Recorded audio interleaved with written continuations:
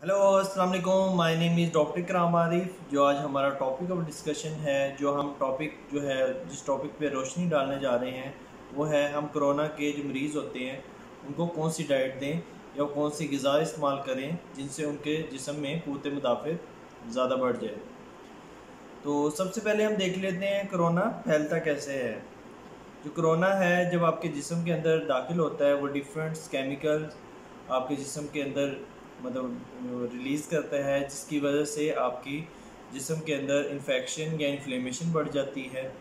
उसकी वजह से ऑक्सीडेटिव स्ट्रेस बढ़ जाता है और एक क्लॉटिंग का अमल शुरू हो जाता है। छोटे छोटे क्लॉट्स बनना शुरू हो जाते हैं। जो क्लॉट्स बनते हैं वो आपके जिस्म डिफरेंट जो ऑर्गन हैं उसके लिए शदीद ख़तरनाक साबित हो सकते हैं। अगर आपके सांस के अंदर ज़्यादा मसला आ रहा है या आपकी जो है फेफड़ों की सीवियर डिजीज़ है तो उसमें भी ये क्लॉटिंग का अमल ही शामिल होता है। ये आपके क्लॉटिंग की वजह से आपके ऊपर जो फेफड़े के अपने ऊपर असरात आ जाते हैं, आपको सांस लेने में दुश्वारी आ जाती है, आपकी शॉर्टनेस ब्रेथ होना शुरू हो जाती है, आपकी जो सैचुरेशन है वो ड्रॉप होना शुरू हो जाती है, आपके दिल के ऊपर असरात आना शुरू हो जाते हैं, आपके गुर्दों के ऊपर असरात आना शुरू हो जाते हैं और आपकी आंतों के ऊपर भी असरात आना शुरू हो जाते हैं। जो आपने देखा है कि जो ज़्यादातर जो कोरोना है वो ज़्यादातर जो मोटे लोग हैं जिनमें मोटापा है उनको ज़्यादातर इफ़ेक्ट करता है, या जिनको दिल या गुर्दों के बीमारियों में पहले से मुब्तला हैं उनको मुतासिर करता है, या उन मरीज़ों को मुतासिर करता है जिनमें पहले से सांस की बीमारी चल रही है, दमा, ठीक है, दमा या COPD वगैरह। अब इसमें देखा गया है कि जब ये सारी जो कुछ ग़िज़ाएँ ऐसी हैं जो ये क्लॉटिंग का जो प्रोसेस है उसको कम करने में मददगार साबित होती हैं, उनमें कुछ मिनरल्स हैं और कुछ फ्रूट्स हैं। तो सबसे पहले हम देख लेते हैं कुछ फ्रूट्स जो हैं वो किन चीज़ों से हासिल होती है, कौन सी चीज़ें हैं जिनमें आपकी विटामिन जो होते हैं वो मौजूद होते हैं। सबसे पहले जो होता है विटामिन सी होता है। विटामिन सी जो होता है वो आपकी जो क्लॉटिंग का अमल है उसको कम करने में बहुत मददगार साबित होता है। विटामिन सी किन चीज़ों में होता है? ज़्यादातर ये सिट्रस फ्रूट्स के अंदर होता है, जैसे माल्टा हो गया, लीमू हो गया, ठीक है। और इसके अंदर ज़्यादातर ये होता है, स्ट्रॉबेरी के अंदर होता है बहुत ज़्यादा मिकदार में, आलू के अंदर होता है, सुर्ख या सब्ज़ मिर्च के अंदर भी विटामिन सी मौजूद होता है।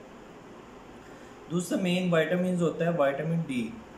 ज़्यादातर आपको पता है विटामिन डी सूरज की रोशनी से हमें हासिल होता है। जैसे आज गर्मी का सीज़न चल रहा है तो हम धूप में भी ज़्यादा एक्सपोज नहीं हो सकते, तो इसलिए जो सर्दियों का मौसम होता है उसमें तो हम जो है सूरज की रोशनी 10 से 15 मिनट ले सकते हैं।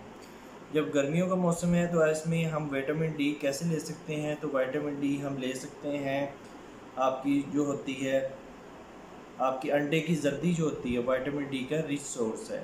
और जो आपका रेड मीट है, बड़ा या छोटा गोश्त है, उसके अंदर आपका विटामिन डी होता है। और जो ऑयली फ़िश होती है, सैल्मन ऑयली फ़िश, वो भी आपकी विटामिन डी का रिच सोर्स है। और उसके बाद आ जाते हैं मिनरल्स में सबसे पहले आ जाता है जिंक। जो जिंक है वो ज़्यादातर किन चीज़ों में मौजूद होता है? जिंक ज़्यादातर आपके बादाम या अखरोट जो ड्राई फ्रूट्स होते हैं उनके अंदर मौजूद होता है, जो चने होते हैं उनके अंदर मौजूद होता है, और आपकी जो डेयरी प्रोडक्ट हैं, दूध, दही, अंडा, इनके अंदर भी आपके जिंक मौजूद होता है। या पम्पकिन सीड्स जो होते हैं उनके अंदर भी आपके जिंक मिनरल जो होता है मौजूद होता है। उसके अलावा एक और जो आपकी जो डाइट के अंदर इम्पोर्टेंट मिनरल्स है वो होता है कॉपर ज़्यादातर होता है कलेजी के अंदर। आप चिकन की कलेजी भी खा सकते हैं, बड़े गोश्त की जो ज़्यादा कलेजी है वो ज़्यादा इफेक्टिव है, वो यूज़ करें।